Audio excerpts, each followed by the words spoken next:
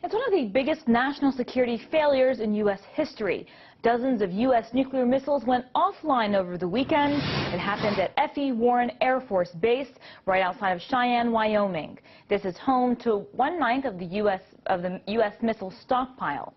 Now, missiles similar to these ones you're seeing, lost the ability to communicate with the systems controlling them. Various alarm systems also temporarily stopped working. The cause of this failure is still unknown, but officials say it's nearly impossible for a person to hack the system, and they do not believe the act was intentional.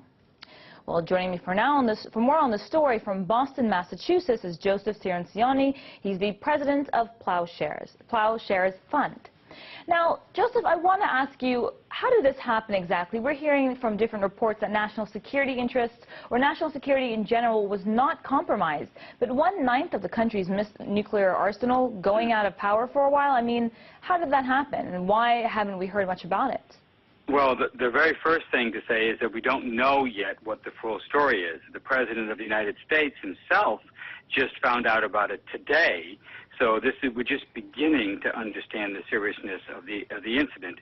We're talking about losing communication with a whole squadron of intercontinental ballistic missiles. That's 50 ballistic missiles. These are missiles that can travel the ocean, span the continents in about 30 minutes.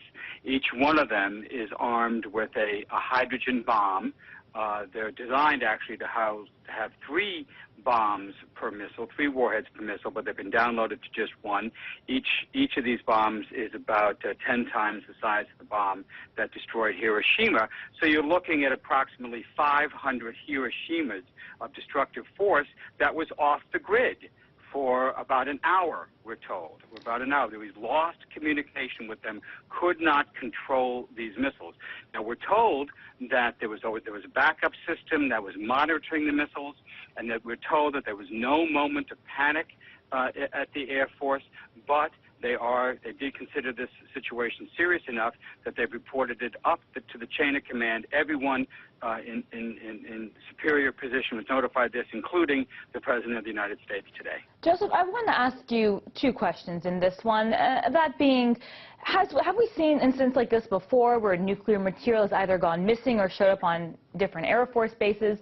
And if this happened over the weekend, why is the President finding out about it on Tuesday? Throughout the history of the nuclear age, there have been very serious incidents involving the loss of command and control over nuclear weapons. In fact, there are 9 nuclear weapons, hydrogen bombs, that the United States has lost that have never been recovered. Sunken ships, planes that crashed, etc. And that's just in the U.S. side.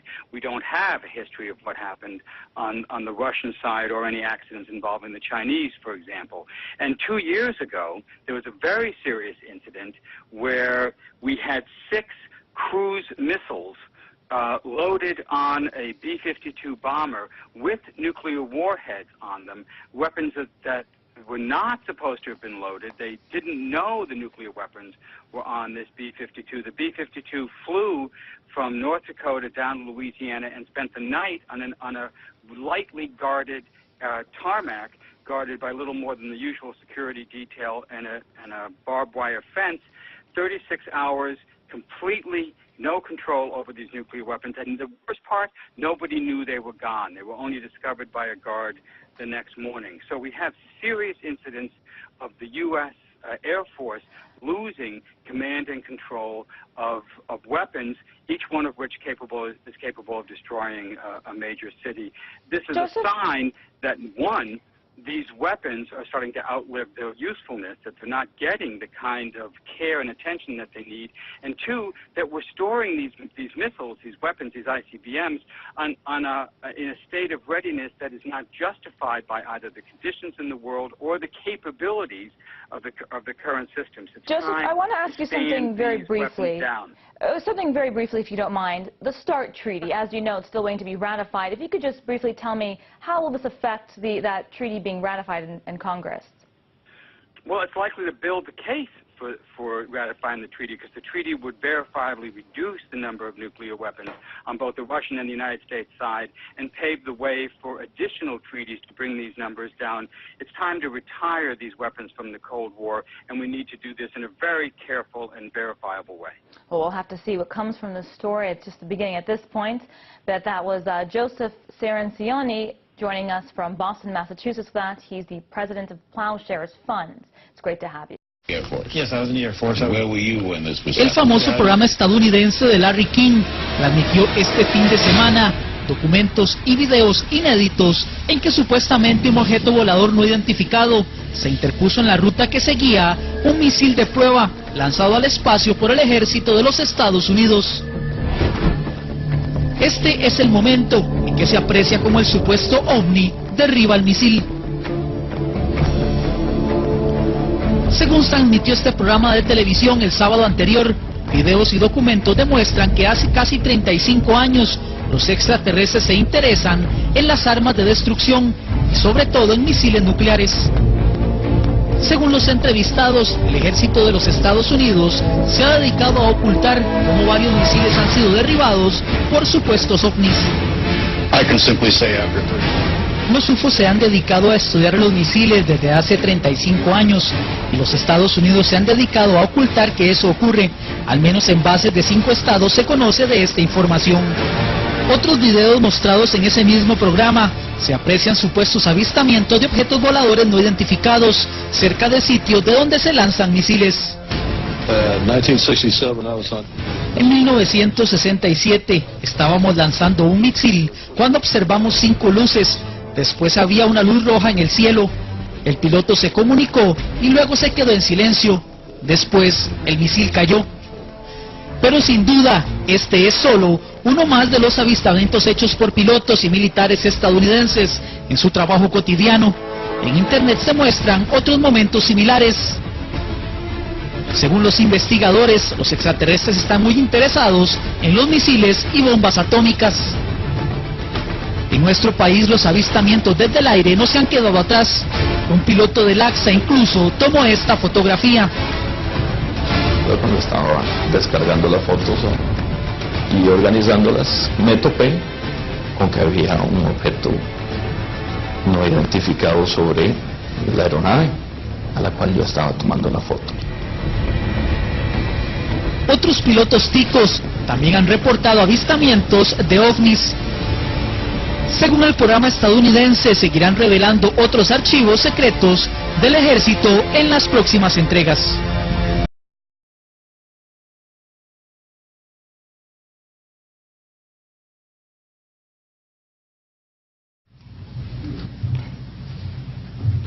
My name is Robert Solis. Contrary to what it says on the card, I was not a lieutenant colonel in the Air Force. I was in the Air Force active duty after I graduated from the Air Force Academy in 1964 until 1971 and separated as a captain. In March of 1967, I was stationed at Malmstrom Air Force Base, Montana, as a missile launch officer, Minuteman Missiles. On an early morning of March 16th, 1967, I got a call from my security guard, primary security guard upstairs. We had about 6, as I recall, flight security airmen upstairs. I was downstairs 60 feet underground in a capsule monitoring and controlling 10 nuclear-tipped Minuteman missiles. I got a call that morning that they were seeing strange lights flying in the sky. I disregarded that call.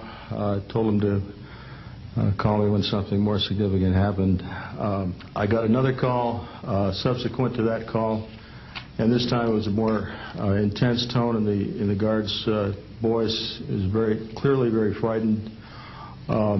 He said there was a bright, glowing red object hovering outside the front gate. It was oval-shaped. He had all the other guards out there with their weapons drawn. Right after that call, I woke up my commander, who was on a rest period, Fred Mywald, a retired colonel now, and told him about the phone calls. As I was telling him about the phone calls, my weapons started going down, one after the other. They went into a no-go condition, what we call a no-go condition. They were unlaunchable. We lost somewhere between 6 and 8 weapons that morning within minutes of having received that second phone call of a UFO hovering outside the front gate. Again that morning, after reporting it to the command post, we were informed that a very similar incident happened at Echo Flight. I was at Oscar Flight.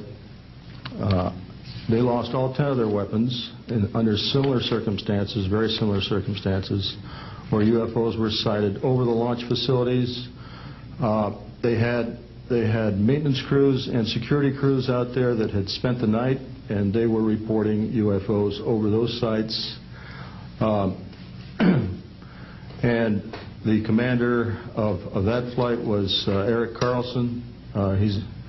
He also separated as a captain, and the deputy commander was Walt Fiegel. He retired as a lieutenant colonel. We have those witnesses that I just mentioned, the names I just mentioned have spoken of this event before, and they will back up this story. We also have documentation that I received through FOA request from the Air Force outlining the Echo Flight incident, and including in that documentation a reference to UFOs. We have telexes covering this incident, and in one telex it says the fact that no apparent reason for the loss of 10 missiles can be readily identified is cause for grave concern to this headquarters. This was from SAC headquarters. So we've got those telexes. I've got about 12 witnesses that'll verify parts of this story, including of a man who investigated the incident afterwards for the Air Force, and you'll hear a little bit more about that from the next witness. And also another guard that witnessed a UFO in that same time period, and another officer who retired a full colonel who had other reports of UFOs.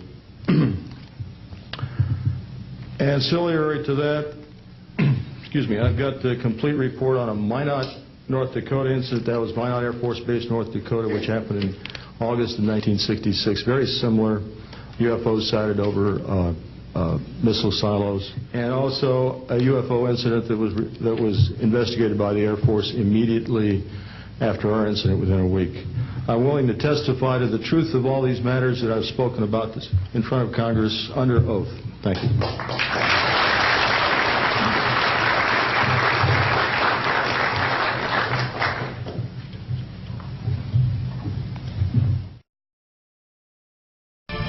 In September of 1991, the Space Shuttle Discovery captured an unidentified object on film. What you're seeing now is actual footage shot by NASA cameras from that shuttle mission. Watch the top of your screen. Note the object that moves from right to left. Two mysterious flashes, and it makes an immediate 135-degree turn and accelerates. This is followed by a strange streak of light, which seems to narrowly miss the unknown object. This dramatic footage has been in dispute since it was shot. I studied it extensively over maybe a 2-year period at least. University of Nebraska physicist Jack Kasher worked for nearly 10 years in the research and development of a Star Wars defense system for the upper atmosphere. His quantitative analysis of the NASA footage concludes that the UFO cannot be explained as a natural phenomenon. It's clearly above the atmosphere and air glow of the Earth. It maneuvers, it changes direction, it accelerates, and so the only thing really left is spacecraft. Others think this object is simply a small ice particle floating a few feet from the shuttle. Ice particles are a common waste product of the numerous shuttles that have orbited Earth. But Kasha is convinced NASA has recorded strong evidence of a large, intelligently controlled alien space vehicle. One of the very strange things that happens is that the main object actually stops and sits there for half a second before it accelerates back up to the right. An ice particle could not do that. If they're not ice particles, you don't have too many other options. They're not space junk, they're not satellites, they're not meteors, because those objects don't change direction. Dr. Mark Carlotto has 20 years of experience conducting digital image processing for scientific research. These were not videos taken by someone in their backyard. These were taken aboard a U.S. spacecraft, so the integrity of the data cannot be questioned. Dr. Kasha believes the UFO was miles from the shuttle, well out of range from a thruster firing, and that it was moving at an incredible speed. If the object is as close as 10 miles, it went from 0 to 2,500 miles an hour in 1 second. And that's an acceleration of more than 100 Gs, which would kill a human pilot. And the technology we're looking at is just quantum leaps beyond anything we have on the Earth. And what about the mysterious streak of light? Could it have been intentionally directed towards the unknown object? You have a streak that goes through where it had been. One thing that pops into everybody's mind is that this is some kind of a missile or weapon system. Kasha bases this theory on years of analytical, comprehensive study of the video. Could the double flash of light be the firing of some kind of sophisticated weapon? And if so, from where was it fired? At the time this event took place, the shuttle was on a course over the west coast of Australia. Curiously, there is a large American military installation near Alice Springs in central Australia. And it's the largest satellite intelligence gathering facility in the world.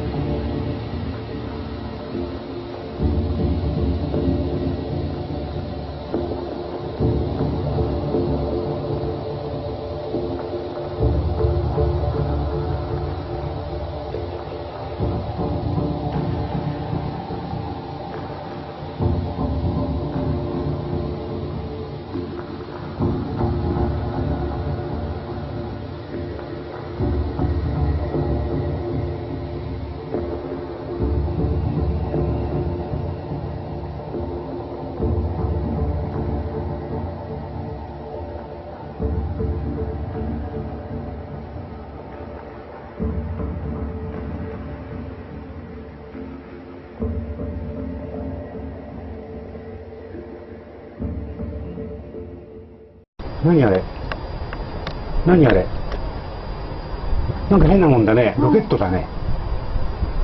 怪しいね。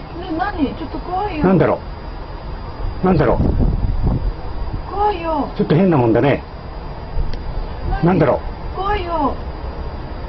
UFO みたいなもんだけど、ロケットみたいなもんだよね。怖いよ。怖いね。うん。ね上からなんか降ってこない？なんだろうなんだろうね何あれ？わかんない。変なもんだね。うん。何？うわー、すごいすごいすごい。ね怖いよ。すごいすごい。怖いよ。ちょっと何あれ。あれもう一本出てる、もう一本筋が。もう一本筋が出てる、ほら。下の方に。何あれ。ね怖い。お父さん怖い。ちょっと待って。これ取っとかなくちゃ。怖いって。怖いね。何あれ。怖いね。ね原爆じゃないの。なんだろう、ちょっと待ってわ。何あれ。お願い。何あれ。怖いね。ちょうどなんか月んとこ行くよ、ほら。ああ、お願い、怖いよ。なんだろう。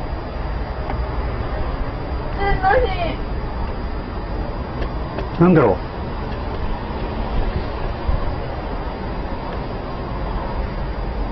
う。なんかすごいね。すごいね。なんか消えてきたけど。うわー、すごいね。すごいね。消えてしまった。終わったね。今日ロケット打ち上げかもよ、うちの裏の。The Israeli Air Force shot down an unidentified flying object above a nuclear plant in the desert. The object appeared in a designated no-fly zone. The Israeli Defense Force says it has not found the debris yet to determine what it is, but the military says it followed procedure when the object was spotted. Honda is recalling 1.3 million cars. About 143,000 of them are in the United States. Over a series of many years, there have been what are known as shoot-down orders given in relation to UFOs. In other words, the military have scrambled jets, intercepted UFOs and tried to bring them down.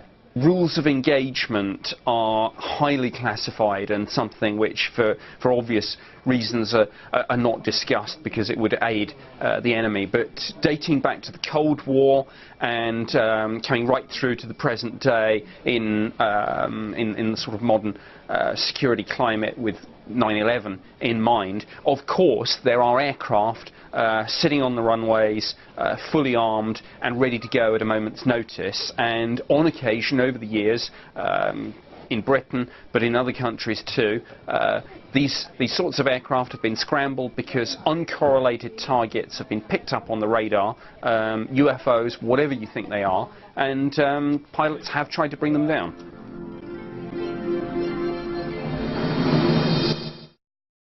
Military commanders have even classified this subject as ultra-top secret.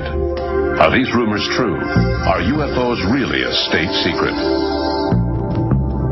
On December 30th, 1947, faced with a growing number of UFO sightings being reported throughout the country, Defense Secretary James Forrestal set up an investigation committee.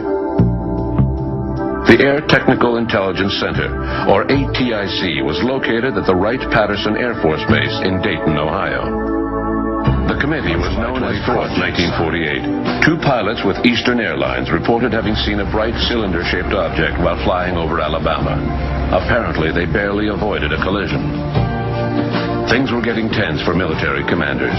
They ordered Project Sign to produce a report assessing the current state of the situation.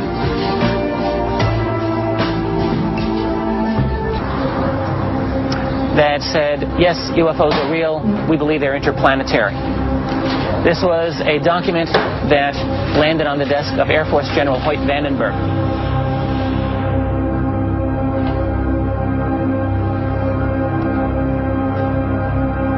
According to the story, Vandenberg said, "I'm not going to accept this conclusion. Give me something different." 1964, former U.S. Air Force Lieutenant Bob Jacobs was in the 1369th Photo Squadron at Vandenberg Air Force Base in California. He was in charge of photo-optical instrumentation at a tracking site in Big Sur, 124 miles away. His mission was to film an Atlas rocket go through all 3 stages of powered flight. This particular mission was part of the Nike Zeus objective for the development of an anti-missile missile during the height of the Cold War. All cameras rolled as they heard liftoff from Vandenberg over their radio. 5, 4, 3, 2,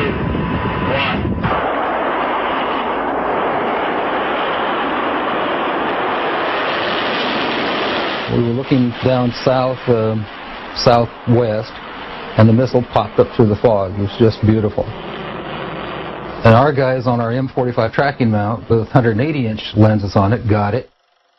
And sure enough, we could see all 3 stages of powered flight as they burned out and dropped away. And then, of course, to our naked eye, all we saw was a constant trail going off into subspace. So we whooped and shouted and heard the film wrap off in the BU telescope, and figured, well, that was our first big deal, and we got it. Lieutenant Jacobs then took the cans of film down to Vandenberg to have them developed that night. The following morning, Jacobs was ordered to go immediately to the office of Major Florence J. Mansman, the ranking optical instrumentation officer in charge. I walked into his office, and they had a screen and a 16mm projector set up. There was a couch, and Major Mansman said, sit down, and there were 2 guys, as I recall, 2 guys in gray suits, civilian clothes, which was fairly unusual. And Major Mansman said, watch this, and turned on the film projector. And I watched the screen, and there was the launch from the day or 2 before at Big Sur. As the Atlas missile entered the frame, we could see the whole 3rd stage, which has 2 rocket nozzles like this and one in the center, a gimbaled one in the center, filling our frame from about 160 miles. That was pretty exciting optics. And then on that telescope, we could see the warhead, the dummy warhead. According to Jacobs, at this stage the rocket was traveling between 11 and 14,000 miles per hour when a saucer-shaped craft entered the frame. It flew into the frame like this, and it shot a beam of light at the warhead.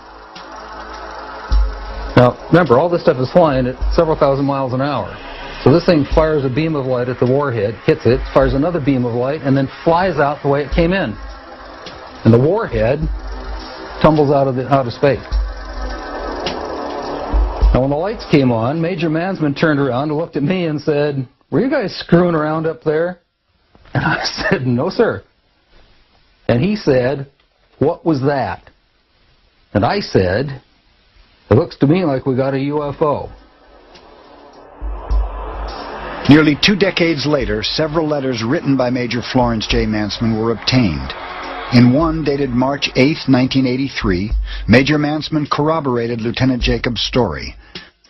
In the film, the assumption was at that time extraterrestrial. Details would be sketchy and from memory. The shape was classic disc. The center seemed to be a raised bubble. Now, Major Mansman said to me, after some discussion about it, he said, you are never to speak of this again. As far as you're concerned, this never happened. In another letter, Major Mansman describes how 2 agents took the footage. They did not sign out for all the footage, but took out that part that showed the encounter and returned the rest of the film as a complete package. The one agent stated as he handed me back the film, that leaves you off the hook, but not off any disclosure. Understood? Naturally, my answer was, yes, sir. Major Mansman never saw it again, and as far as I'm concerned, or nobody else ever saw it again. Certainly not at Vandenberg. I'm certain that it left Vandenberg and went somewhere else.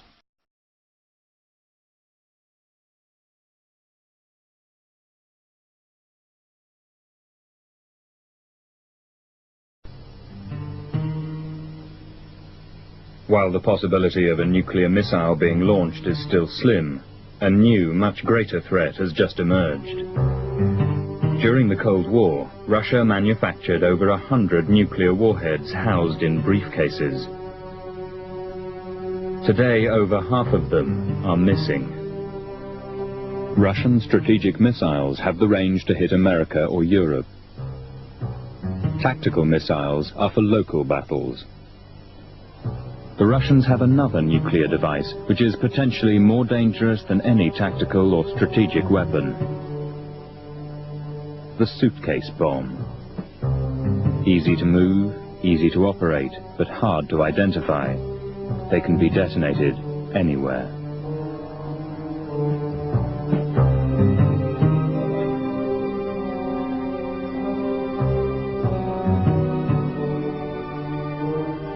This man was Boris Yeltsin's science advisor. After becoming a key player in Russia's nuclear policy, he recently discovered the existence of the suitcase bomb. His name is Alexei Yablokov. Маленькие атомные заряды существуют, совсем маленькие, несколько десятков килограмм, 30 килограмм, 40 килограмм. Они существуют. Я говорил с людьми, которые их делали. Я видел их. From briefings given by Alexei Yablokov, we were able to build a model of the suitcase bomb. On the outside, it looks like an ordinary attaché case. Inside, it contains a timer wired up to a miniature nuclear warhead. The warhead consists of a plutonium core surrounded by explosives which produce an extreme increase in pressure, precipitating a nuclear explosion.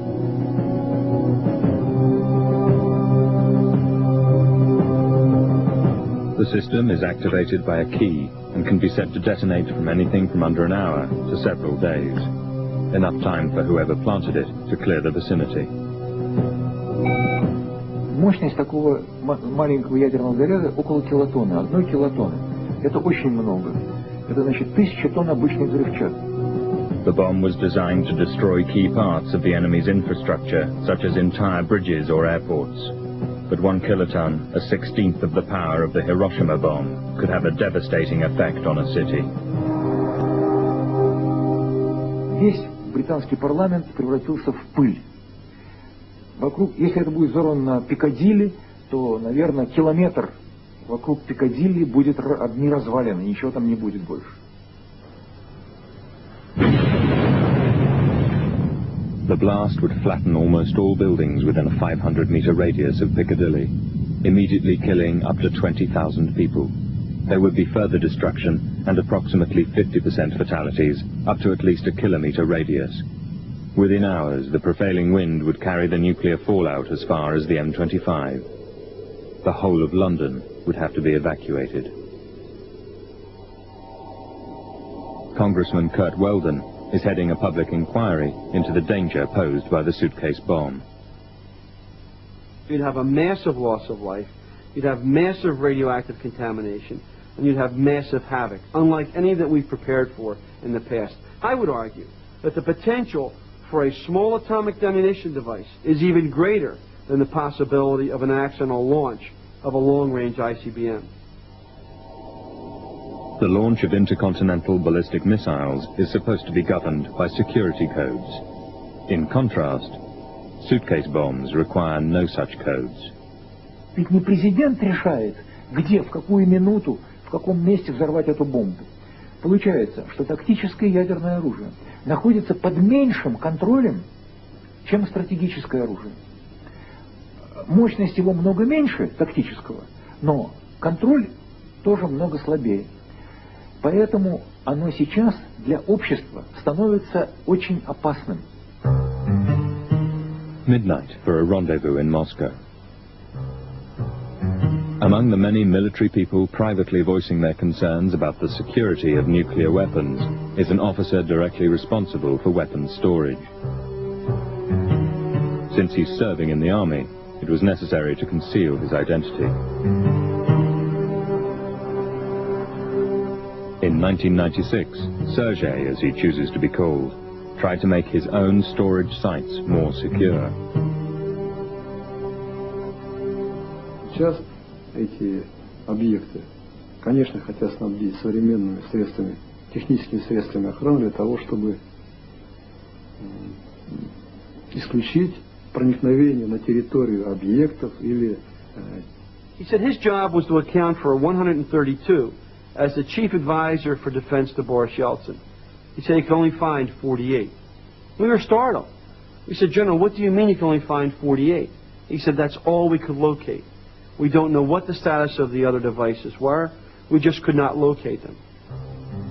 Lebed was promptly sacked from government after just 122 days.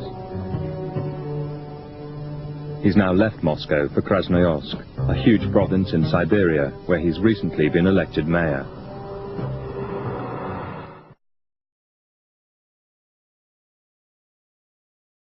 Back to the White House as we speak. It's a fairly long journey from Camp David, certainly by ground, to the White House, but it's overcast and not safe today here in Washington for a helicopter delivery of the president. The one suspects that he is going to be meeting with... Back to the White House as we speak. It's a fairly long journey from Camp David, certainly by ground, to the White House, but it's overcast and not safe today here in Washington for a helicopter delivery of the president. The one suspects that he is going to be meeting with...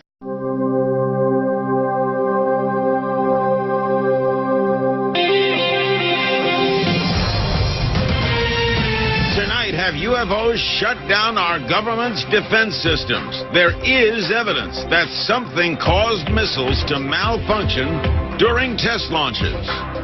Former Air Force officers tell their incredible stories about the film that was confiscated by the CIA. What was on it? And why don't officials want us to see it? Find out right now on Larry King Live.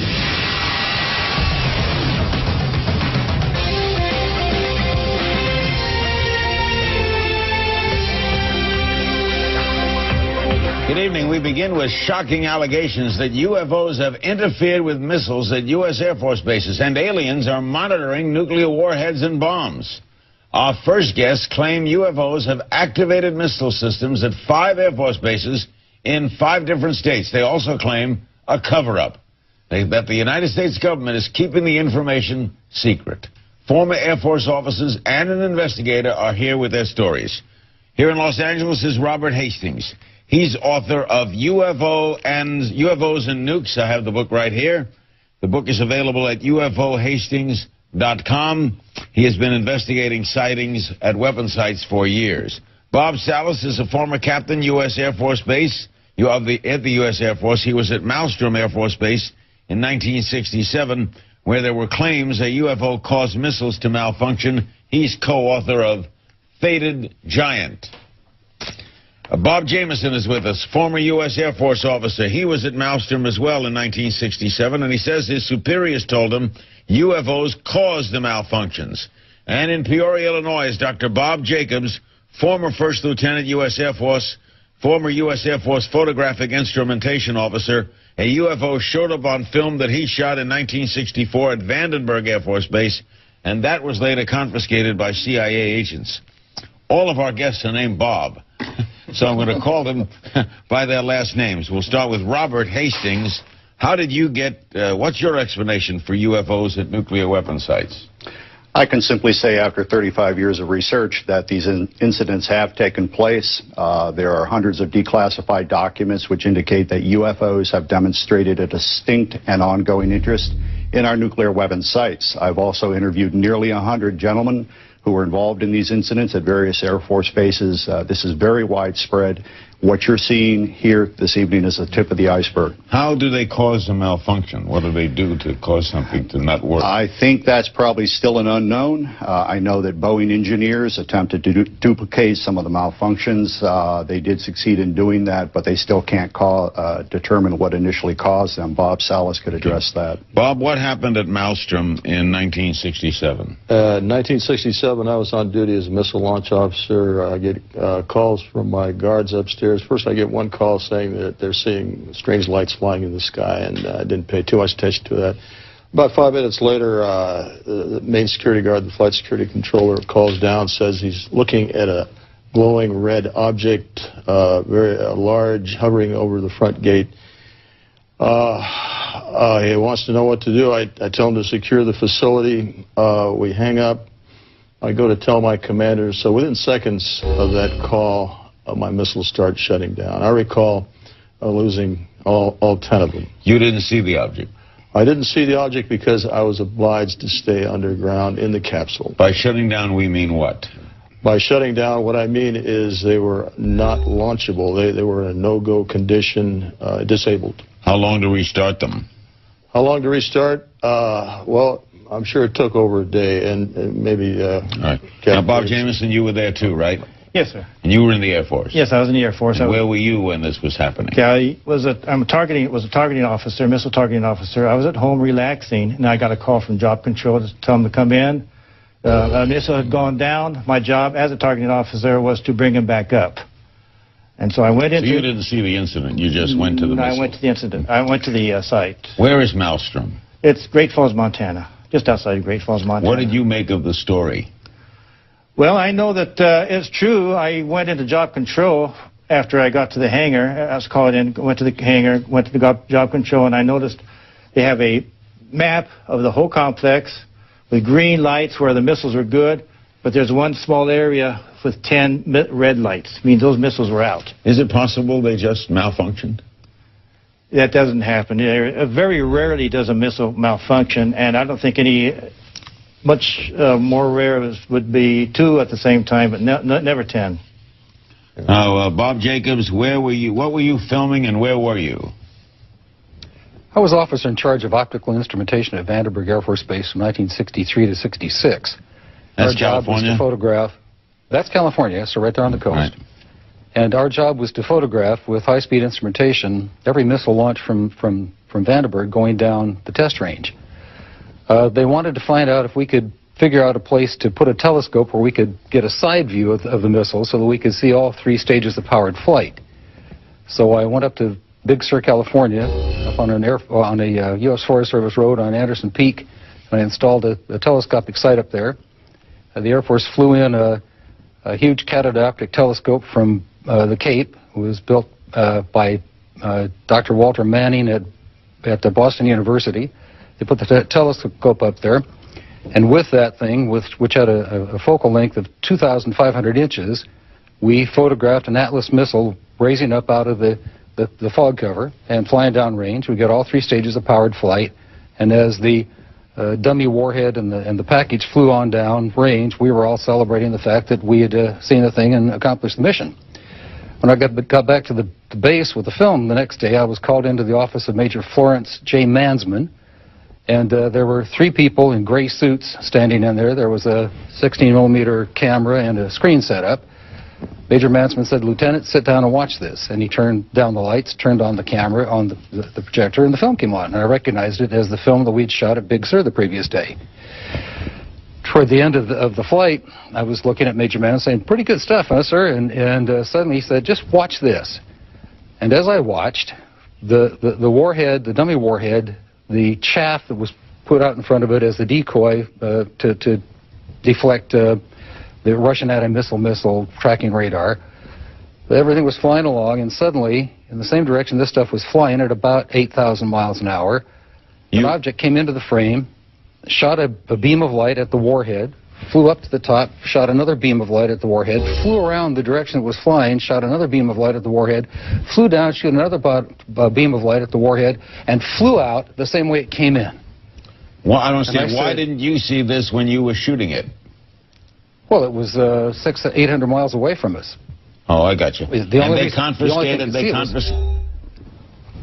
Well, first of all, Major Mansman said to me, "What was that? Were you guys screwing around up there?" I said, "No, sir." And he said, "Then tell me what that was." And I said, "We got a UFO." And he said, "Lieutenant, you are never to speak of this again. As far as you're concerned, this didn't happen." Hold on, guys. I'll be right back. I got to take a break. Okay, that's weird. You think there's a national defense plan for aliens? Sounds crazy. We'll ask about that next.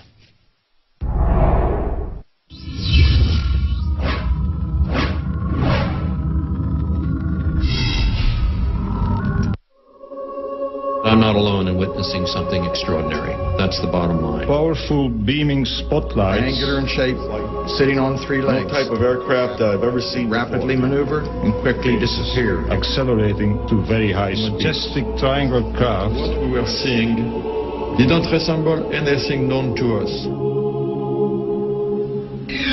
Bob Jameson will make this clear. You were asked to say nothing? I was not asked to say nothing. In fact, no one admonished me, and I did not sign an oath saying that I can't say. There was no cover-up as far as you were concerned? That's correct. You just... I can tell. I can speak about it. You saw what you saw. Do you think there's a plan for invasion by aliens?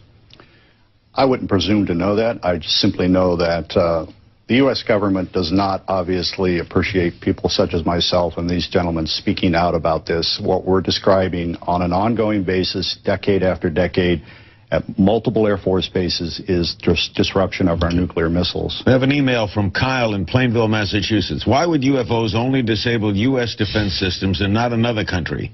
Is there a lesson to be learned in all this? Or do you think maybe...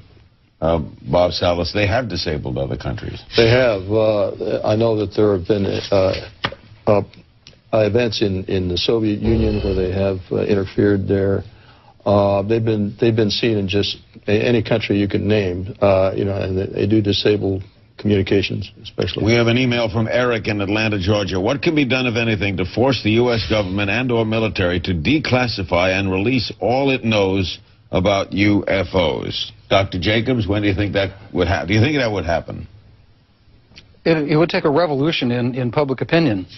The problem with this field is that it's surrounded by so many crackpots and weirdos who make a joke about it, that those of us who take it seriously and think that something is definitely going on that needs to be scientifically investigated are laughed at. The technician here in the studio where I am, I said we were talking about UFOs tonight, and her face lit up and she got that kind of look, which is typical of what happens to us. I think that we need a real scientific committee to be put together to look into these things. I think Robert can talk to this too. Absolutely. Bob Salas, you agree? Yeah, I would like to make a comment real quick. The Air Force has perpetrated a fraud, especially in our case. They claim in their statement about UFOs that no UFO incident has ever affected national security, and we lost 20 missiles during the Cold War. They also stonewalled the Condon Committee at that time. The Condon Committee had heard about our incident and were told to go away. They said they were told that no UFOs were involved. And then the Air Force turns around and uses the Condon Committee as a reason not to further investigate UFOs. Robert Hastings, in doing all these shows, what confounds me is, if all this is true, what are they afraid of? What's the government afraid of? Victor Marchetti is a former high-level CIA official. He wrote the book CIA and the Cult of Intelligence in 1975, bestseller. CIA tried to prohibit that being printed. Victor Marchetti in 1979 wrote an article regarding what the CIA thought about UFOs. He alluded to rumors at the agency of crashed UFOs and the recovery of bodies of aliens. More to the point, Victor Marchetti said that, in his view as an intelligence analyst, he thinks that the power structures, the elite, the status quo people in every country on earth who are in on the secret are really trying to maintain their own power and status and don't want to rock the boat. Email from Christian, Brighton, Colorado. When is the Air Force going to stop lying to the people and finally tell them the truth about alien visitation? The American people are paying their salaries, and they are supposed to defend and respect the Constitution of the United States of America. Bob Jameson, do you think we'll ever see it? Do you think we'll ever see an Air Force official, Secretary of the Air Force, come on and say, here's the story? Perhaps through more programs such as this, we can get the public tuned to the fact that there are UFOs. They're not going to hurt you, I don't think. They haven't hurt anybody that I know of. And I think that perhaps through more programs such as yours and such as these people are bringing out. And a government investigation. And an open investigation. There's never been one, right? Right. Not really, no. I mean, in 1968 was the last congressional hearing on UFOs, 1968. 40 years. 40 years. We need another one. We need a strong one. Hopefully the next administration will do that. There's been a lot of behind-the-scenes manipulation of Congress by the military liaison personnel. Because of what? Fear of what? Well, again, Larry, These gentlemen are talking about nuclear missiles being dropped offline. The Pentagon does not want the Russians or previously the Soviets to know that. It's going on in the Soviet Union, as Bob Salas said, but I have interviewed persons who are involved with Minuteman missile bases in the 60s, 70s, 80s, and 90s, and they say this is continuing to occur. I've actually interviewed a gentleman a year ago who said that his missiles were activated by UFO. And I described that in detail in my book. I asked him to come on this program, and he declined, I think, because he's uneasy about talking publicly. There are skeptics, not a surprise. Bill Nye, the science guy, is here when Larry King Live returns.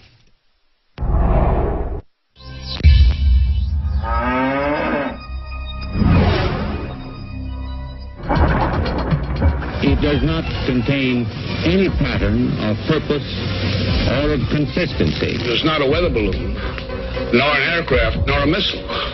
It was something else. I don't know what they saw in 47, but I'm quite sure it probably was Project Mogul. Nothing we had at the time could fit the description, size, shape. Go to CNN.com/Larry King right now. Take our quick vote. Is the United States government hiding knowledge of UFOs? Let us know what you think. Joining our panel is Bill Nye, the science guy. He's a scientist, engineer, best-selling author, and Emmy-winning television personality. He's, by the way, a member of the Skeptic Society and a fellow with the Committee for Skeptical Inquiry. Now, Bill, assuming that these distinguished gentlemen are not lying, we have 3 former members of the Air Force and Robert Hastings, who's looked into this for a long time. What's your thought? Well, in the skeptical world, in science, we look at claims. We look at individual claims. So I noticed that we looked at the intro of your show and stuff. There's several UFO incidents all mixed together. But let's talk about the one in 1967, right? This is your problem at Malmstrom Air Force in Montana. So the nuclear missiles went down, right? So if you go look at the documents that these guys have offered, if I understand it, as evidence, you look at some, and you don't have to read it, but you see there's something blacked out, okay? Redacted. That's a guy's home address. They don't want you to publish your home address. Here's one with a whole bunch of people's office phone numbers and stuff, and it looks spooky and scary. Well, it looks spooky and scary. But it turns out that that day, or the day before, the power had gone out in some of the chiller units, the air conditioning, okay? And Boeing was called out. Boeing makes a Minuteman missile because all these things went down. So the man who called him and said he saw something outside, he didn't see something. Well, let me just say, when you see something, a lot of people see something. And a lot of people see things that are really they can't identify, but that doesn't mean they were, it's quite a leap. So you're saying it's a coincidence. This guy thought he saw something, and the missiles go off. And then when you talk to people who are there, it's very compelling. And these documents, just while you address this, let him respond. Well, when you respond, address that one of the officers suspected that somebody had been drinking. Okay? I never heard that. So I never heard that claim that anybody was drinking. Let me say, first of all, the missile shutdowns had nothing to do with power failure.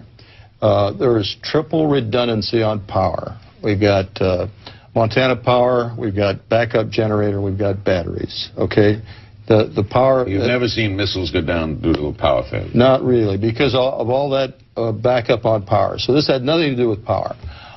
Second point, the flight security guard that reported this was about less than 100 feet away from this object. He was looking at it through his window. It was right outside the front gate, right above the gate. It was glowing red object, pulsing. And that, okay, did you see it? No, I couldn't leave the capsule. But within seconds after that report, the missile shut down. Now, was that a coincidence? Well, it's hearsay, as we say. It's not hearsay. Well, you're saying that this guy told you. Well, you're not saying. I'm not asking you. You don't think he's lying? No. All right. So the guy did tell him. He did tell him, and he saw something. And coincidentally, the missile shut down. Coincidentally, isn't that a weird coincidence? Yeah. I've many times I've flipped a light switch and you hear a siren. I mean, what if the same thing happened a week earlier? Only this time, 10 missiles go down. a lot of security guards see the UFOs right above the or 5 other missile bases Okay, so on why haven't repeated we... occasions. Is that a coincidence too? I mean, you combine the 50s, two, are 60s, those two 70s, and 80s. One at a time. There was over 100 people, Bill. Well, in science, it's not evidence. I wish Edgar Mitchell were here, but in any case... it may not be evidence, let's say, but it is certainly 100 people are telling the same story at different Air Force bases over a 40-year period. These guys were entrusted with weapons of destruction by the U.S. government, and there's 100 now who are coming forward and saying UFOs shut down their nuclear weapons. Well, we have mass psychosis among our nuclear missile forces. In the interest of time, Dr. Jacobs, he takes pictures, he comes back, they call him in, they show him the pictures of this. I saw it, I'm an eyewitness. He saw it, I'm not talking about and they confiscate it. Yeah. Why? I wouldn't be surprised. Hello? Go ahead. Yeah, go ahead. You mind if I speak, Mr. Comedian? Go ahead. I was there. I saw the film with my own eyes. I'm not lying. Why would I? I'm a university professor with a PhD and a lot of years of good, respectful research. So the guys from Ulster may not have seen the UFO, but they saw the results of it. I saw the damn thing on film with my own eyes, so don't call me a liar, and you weren't there. I was. With all due respect, I'm not calling you a liar. It's just quite a step to say there was a film with remarkable images on it that the CIA confiscated. Which I saw and which they did. Yeah, which is quite a step from there to say it was definitely a spacecraft from another civilization. That's the leap that the skeptical community is reluctant to take. Hey, pal, listen to me. I didn't say it was a spaceship from another civilization. I said it was something in the air that we couldn't identify. Therefore, it was an unidentified flying object. It was shaped like 2 saucers put together with a golf ball on top, and it fired a beam that we assumed was a plasma beam at a dummy warhead and knocked it out of space. Tell me what happened. Tell me who did that. Tell me in 1964 who had that technology, pal. Not us, and not the Russians, and nobody I know of. So come on, what's your conclusion? What about it? Well, so what's your conclusion? What's your conclusion? What are you saying? Well, my conclusion is that something happened that you don't know what it was, and I wouldn't be surprised if it had something to do with another aspect of military testing in the sky that night. And it's a much more reasonable explanation. We had nothing. There was nothing in our inventory that could possibly let's do this other little thought experiment, everybody. Okay, let's say this has been going on since 1967, routinely, right? There's an old joke in broadcasting. Are you going to do this with baking soda and vinegar, Bill? Hold on, we're running out of time. It's an old joke in broadcasting. Well, it's like trying to photograph a car wreck. At one time considered an impossible thing to do. If you send out a news crew, let's go shoot a car wreck, that was a joke. Well, now, routinely, on the nightly news, we see car wrecks. We see car wrecks on the freeway, we see car wrecks behind us. Why was it a joke? Because there didn't used to be a camera everywhere. There are millions and millions of cameras. There are billions of digital pictures taken every week. You're not saying there are no UFOs. You're saying that have been proven. I'm saying that it's quite a step to see something you don't know what it is in the sky, to say that there are alien spacecraft that are monitoring our nuclear weapons. Dr. Jacobs. Well, I understand that. Now, so if you're questioning what he's seen... No, well, I'm questioning the conclusion that the technology did not exist in 1964 to produce images on film that the CIA would want to confiscate, if I may. Well, in 1964, you were trying to figure out what. In 1964, you were trying to figure out what girls were. I was in the service in a scientific capacity. So, sir, you can attack me. Get off your skeptic high horse, pal. Well, it just doesn't. You're attacking us. You're the one who's making ad hominem attacks and saying that's quite a step. You bet it's quite a step. One at a time, please. We got 2 minutes left. The other former Air Force officer, retired Air Force officer involved in it, was charged with photo analysis of this film. Florence Mansman. He's now deceased. Florence J. Mansman. To his widow. I have correspondence, private correspondence between Dr. Jacobs and Dr. Mansman, actually. And 20 years later, they are marveling over what they saw. Mansman's professional assessment at Vandenberg in 1964 was that this was an extraterrestrial craft. Okay, so he made that conclusion. That's correct. Okay, all right. And I can send you, I will give CNN, I'm trying to get the national media involved in this as much as possible. I will send anyone, any correspondent for any newspaper, any radio station, TV station, any scientist, any member of your group, all of the original documentation where these gentlemen are discussing the subject 20 years later. We're going to do a lot more on this because we do a lot on UFOs. We thank you all for coming, and we thank Dr. Jacobs. And when we come back, we're going to really get into it. A double debate. We're going to have a physicist, a lecturer, a researcher, and a documentary filmmaker go up against Bill Nye and Dr. Seth Shostak into a 2 versus 2 on this whole subject. Don't go away.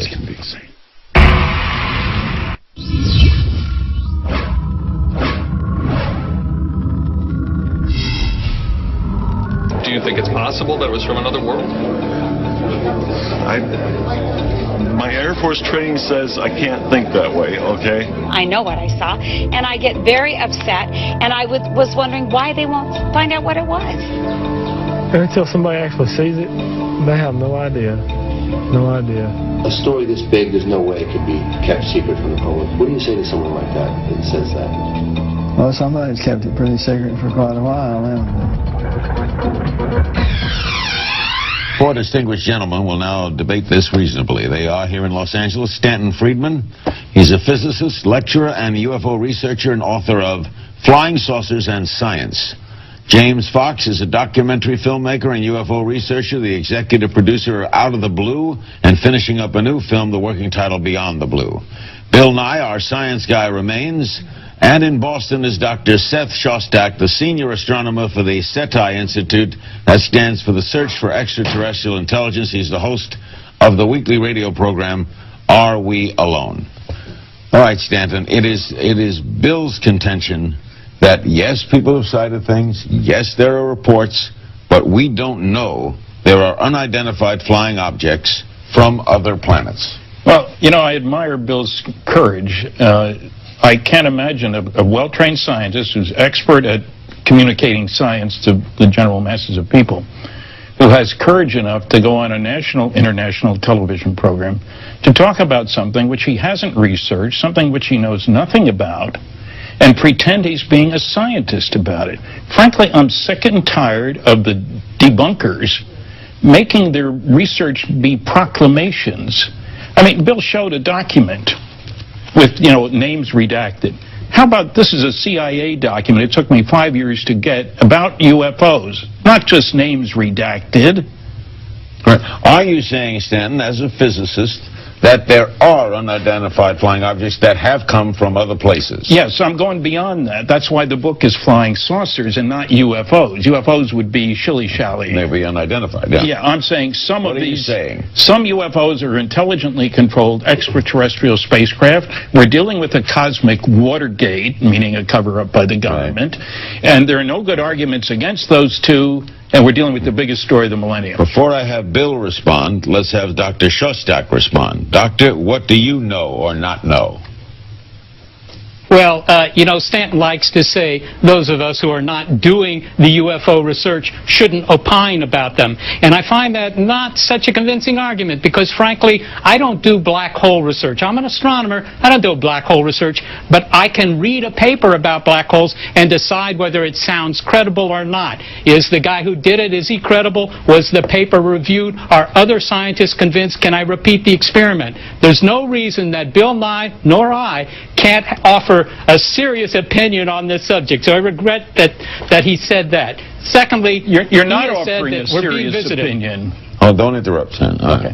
All right. Let's bring in James Fox. Do you know that you're not a scientist, but a filmmaker. Do you know that objects have come from other places, not the Earth? Here's my theory. Okay, we have What's two the possibilities. Two possibilities. The observed phenomenon. By the way, I've got a little document here that was released through FOIA request. It's from the Air Materiel Command, General Nathan Twining, admitting on the 23rd of September 1947 that the phenomenon is real and not visionary or fictitious. What do you know? So basically, there's an observed technology for at least 60 years that one can easily establish. The ability to hover without making sound, without disturbing the air, and accelerate from a standpoint to out of sight in the blink of an eye. So either there's an agency within some government in the world that's in possession of that technology and has kept it under wraps for 60 years, and I can definitively say that. Government could be ours. And it's a terrestrial explanation. There's a terrestrial explanation for that technology, or there isn't. Or the government could be ours, too. Or the government could be ours. So, which would explain its Which would making it a explain secret. that they've kept this technology under wraps for 60 years or more. Can you unequivocally, Bill, say that there are no objects coming from outer space? Can you say that? Of course not. There are definitely objects coming from outer space. There's 100,000 tons of manned alien of dust that lands put a sheet out every night, you'll find dust. Aliens. Well, I'm very skeptical. You know, as we say in science, the simplest explanation is generally the best one. So here's our problem, I think. People are confident that the United States government has covered things up. Right. And indeed, if you read recent publications, stuff declassified last year, and I didn't write the book, but if you read something like Legacy of Ashes about the CIA has covered up a lot of things. And a couple times they got their own forces shooting at themselves because one part of the organization didn't tell what the other part of the organization. What's your point? My point being that the U.S. government could have accidentally led people to believe that there was a lot more going on than there really was. And so this ability of the U.S. government to create these rumors, generally inadvertently, may I say, has led people to have confidence that when they can't explain something by traditional means, it must be some amazing, never before experienced let me get a break. We'll come right phenomenon. back. Okay. Where are these so-called space aliens coming from? What do they want from us? We'll ask after the break.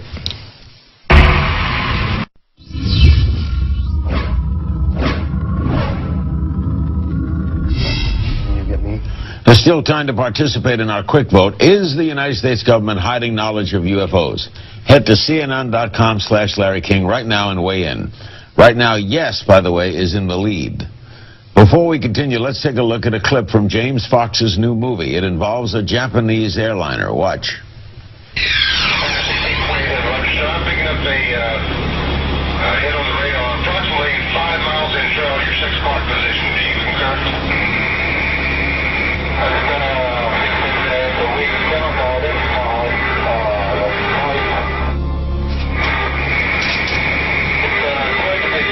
The CIA said to all the people there, this event never happened. Who are you going to believe? Your lying eyes or the government? Why is the government covering up, Stanton?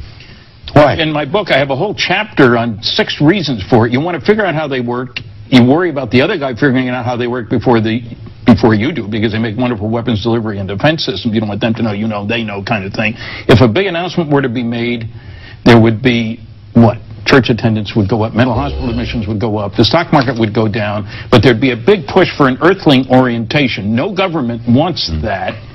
And fourth, some of the religious extremists. Okay. Do Dr. Shostak believe that? Do you think there'd be a panic? Nope, absolutely not, Larry. Polls have shown since the 1960s that something like 50-60% of Americans believe that we are being visited by saucer-sailing aliens that occasionally abduct you for experiments that are inappropriate on a first date, and nobody's rioting in the streets about that. New York Times announced it tomorrow. I think people would say, well, I knew it all along. Our latest Associated Press poll shows 14% of Americans claim they've seen a UFO, and 34% say they believe in UFOs. Now, James, tell us about, you have eyewitnesses who spoke to in Arizona, right? I've had... Who told you they saw... They saw what? There's a craft, it's a boomerang-shaped craft, it's up to 1 mile across, it flew extremely slowly. 1 mile across? 1 mile across, it flew extremely slowly, people had it fly directly over them. We're not talking about an ambiguous light off in the distance, directly over their house, so low they think they could have hit it with a rock. How many people told you they saw it? There's been over 1,000 people who have come forward. I've talked to at least 150 from all over the state of Arizona. All of them report the same thing. Including the governor of Arizona, who launched an investigation with the Pentagon, and local Air Force Base, Luke Air Force Base. And what happened in the investigation? They shrugged their shoulders, so we don't know what that thing was. All right. How do you respond? They're not lying, James. Bill, what do you think? My recollection of this was the Air Force said they had a flight of F-16s that dropped flares that night. And it's a big V. These people are describing that was at 10 o'clock, not 8:30. The real thing happened at 8:30. It started in the north and it headed all the way down. So one explanation is people couldn't tell time. One explanation is that something happened in the evening and we have confused the time. Another explanation is there's an alien spacecraft. Okay, so So are you I'm open open-minded. to that possibility? As a skeptic, Not in you the should be. case of the one in Phoenix, no, because No. at the time, in this case, no, look, I don't have the documents in front of me to be, in You all haven't fairness. studied the evidence is what So it that's where boils I'm down really, to, Bill. that's where I really disagree with you, Stan. Well, hold on, let me I've just studied the can I evidence say one pretty thing? well. I This remember very craft- well Let that him say night. something. Go ahead. When this craft took off, and I talked to people across the state of Arizona, they said, had I blinked, I would have missed it. It didn't make any sound, it didn't disturb the air, it didn't make a sonic boom, and it was at least a mile across, including the governor of Arizona saw this thing. And he's a pilot. And he's a pilot, and he's a former captain in the Air Force. Okay, but on CNN, we had footage of that. No, there's been no, No, footage you of had it. There's footage no footage of of the that. flares. Of the 10 o'clock Okay. flares. There's been no footage. I'm about to uncover some footage. Let me get a break. Why do we presume that aliens, if they're out there, are so much smarter than we? It's an interesting question. We'll try for an answer. Phone calls, too, after the break.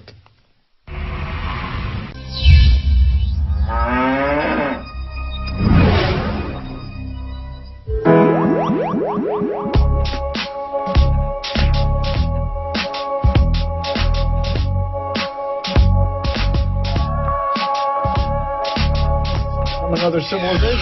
I don't know what it is. That was Quinn that put that You and I together. agree. We're back. Okay, calm down. All right, Stanton, a good point from an avid listener.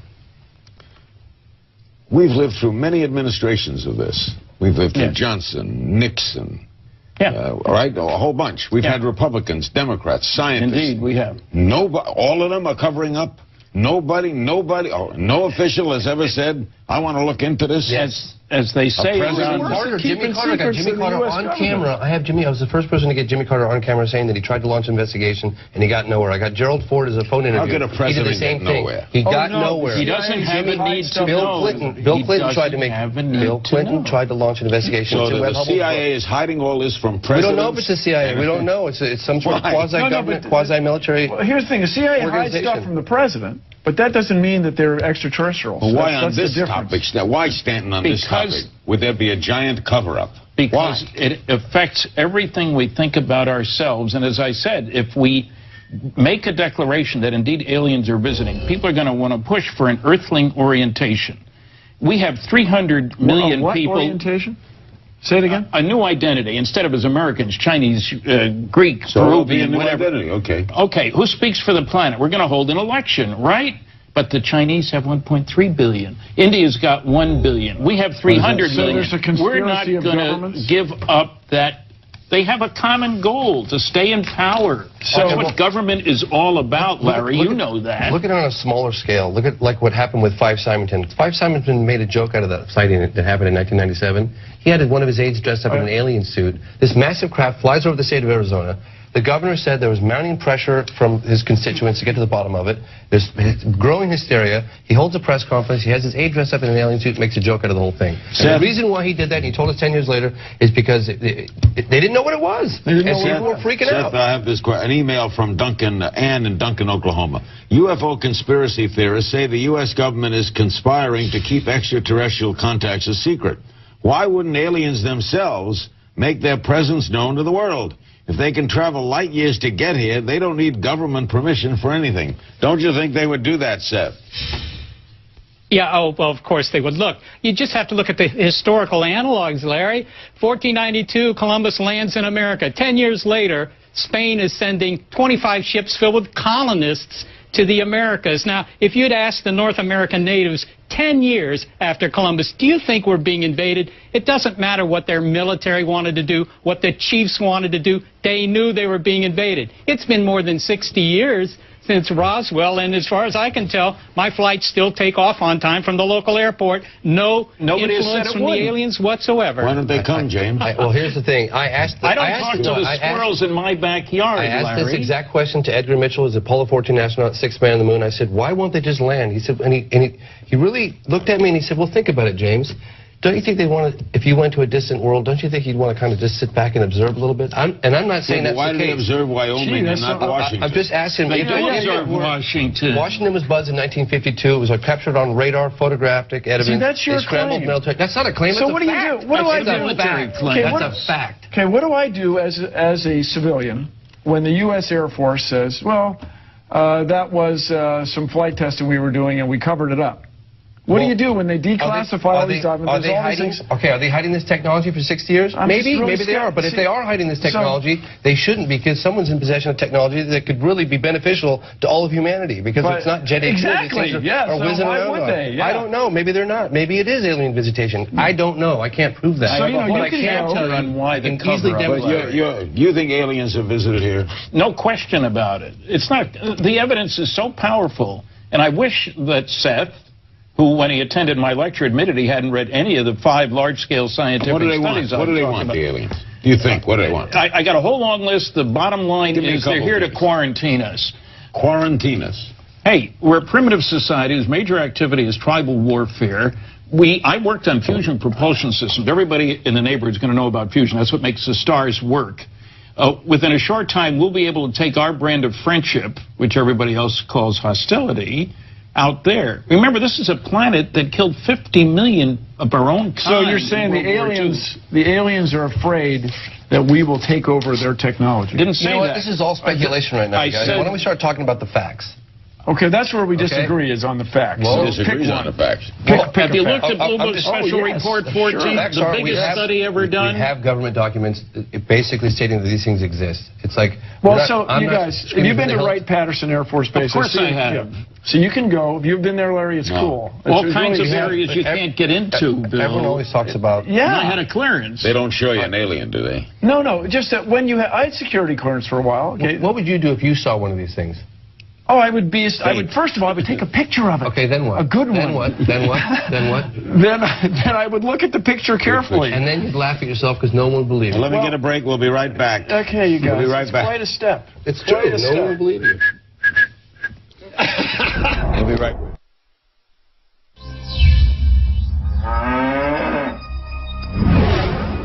Is that a cow? We're back. I'm trying to figure out, is that a cow? Those are cows watching UFOs.